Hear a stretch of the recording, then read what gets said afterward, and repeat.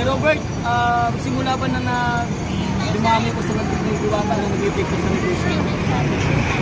Kung wala si Diwata po, wala rin kami dito po. Salamat din kami dumating sa buhay namin si Diwata. Yung hindi dumating si Diwata sa amin ko, minsan dapat na kami 3,000. Tutubo na kami doon ng 600 po. Malaking tulong din si Diwata kasi maraming tao. Ay hulog ng langit sa amin. Hulog. Oh, mga kami, narinig niyo si Sir Robert. Hulog ng langit. Si Diwata, hulog ng langit sa kanila.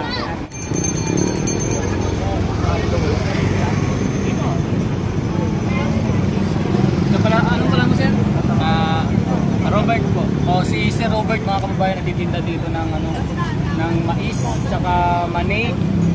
Tapos meron ding ano to, yung intiman ko, yung ko.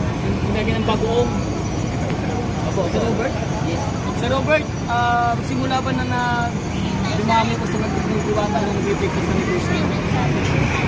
Kung wala si Diwata po, wala rin kami dito po. Salamat din kami dumating sa buhay namin si Diwata. Anong oras ka ba nagtitinda rito? Alas 5 po ng hapon. Hanggang alauna po. Hapon hanggang alauna? Apo. Naubos to. Depende po. Minsan po, minsan hindi. Ano yan? Wow, sarap yan. Pero Pero yung- na malaki. Ha? May mais na malaki. Oo, nagtitinda ni Sir Robert. Ako. Si Sir Robert sa simula ng alas 5 hanggang alauna, nakamagkano ka naman? Pwede ba namin malaman? Minsan po, maabot ng 5,000 po. Ha? Opo. Pero nung mas Diwata? Mais, mali. Ano? Yung hindi dumating si Diwata sa amin ko, minsan dapat na kami 3,000. Tutubo na kami doon ng 600 po. So ibig sabihin, naging malaking tulong din sa business niya si Diwata. Malaking bagay po. Kasi kung umaga sa na makalatag ito po, mas gabi sa pag-uwi ng umaga. Minsan nag-visit yung tempo.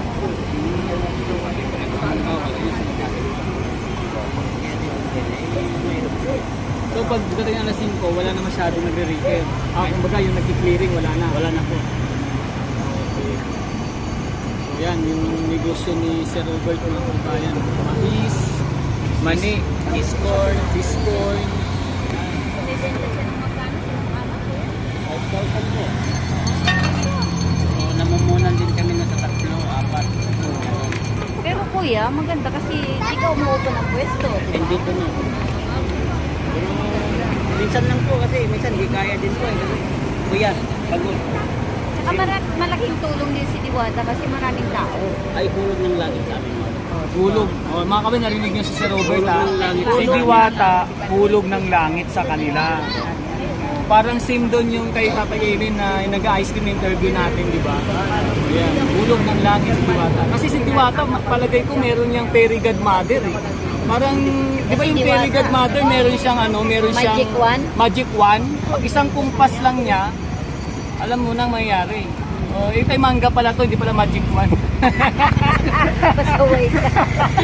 Ayun. Ginawa mong magic wand yung O, yan po mga yung pila, grabing pila. Ayan. Grabe. Bakit kumalit kayo? Karon, ma-interview pa na. Tingnan yung pila, tingnan ko yung pila mga kabayan, grabe nga ba. Hanggang loob pa yan, idol. At yung patunay talaga na hulog ng langit si Diwata. No, na, ibig sabihin, malaking tulong si Diwata sa mga nagtitinda, kagaya nila si Robert at Tatay Eli dito sa lugar na ito. Yes. Oh, di ba? Dati nilalangaw ano, kuya? Dati sir, nung time na wal Diwata, saan ka nakakaabot? Minsan po sa Bibo, karting din ako po. Talagang lalako talaga. Po, Lunita. Kung saan ang may dayo po, dinadayo talaga namin po. So ngayon hindi napagod kasi dito na lang. Ay, hindi po. Kasi nalabas ako ng po, alas 12 ng tanghali po. Seaside, Magapagan. Star City. Yan sa Wall Creek. Content Center. Yan na po. Tapos dito po. Dito po. Masipag pala ni si Robert. Grabe pala yung sa isang araw. kuya, Sa araw-araw pala, dami palang inaano nito, sipag. Opo, kailangan po kasi Ilang taong ka na sir? 41 po. May anak na? Tatlo po. Ilang taon yung anak mo? 16 po, magsi-16 yung panganay ko po, magpi-15 yung pangalawa ko po, mag-anim na taon yung bunso. Misis ko pala po. Ayun, si ma'am. Pakalusok sa camera. Misis Swerte si Robert, ganda ni ma'am oh. Siyempre gwapo din naman si Robert. Masipag, Gwapo. masipag, masipag din. Gwapo na, masipag Masipag pa. pa. Sipag po. Kailangan po. Kasi Ito lang masabi ko sa inyo mga kabayan. Si Sir Robert, hulog ng langit kay ma'am. Kasi, tol, Smile naman, ma'am.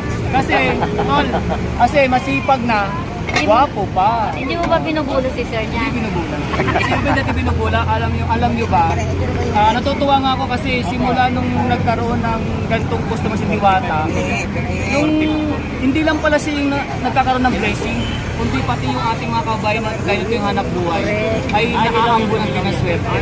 Kaya, Diwata, huwag kang magbago kasi nasa'yo talagang... sabi nga ni Ma'am Diwata, sinusundan mo talaga ako kahit saan ako. Sabi ko, siyempre po ma'am, hulog ka ng langit sa amin. Di ba? Patunay yan Kaya lalong kumbaga, lalong dinadagsa ng blessings itong si Diwata. Isang kumpas lang ng kanyang fairy godmother. Ay, ano pa to? Hindi pa na magic pa. Alam mo nang mangyayari. Salamat si Robert. Thank you ka, sir. At mabuhay kang kagaya yung talagang hulog ng langit sa mga asawa kagaya ni ma'am. Grabe. Thank you po.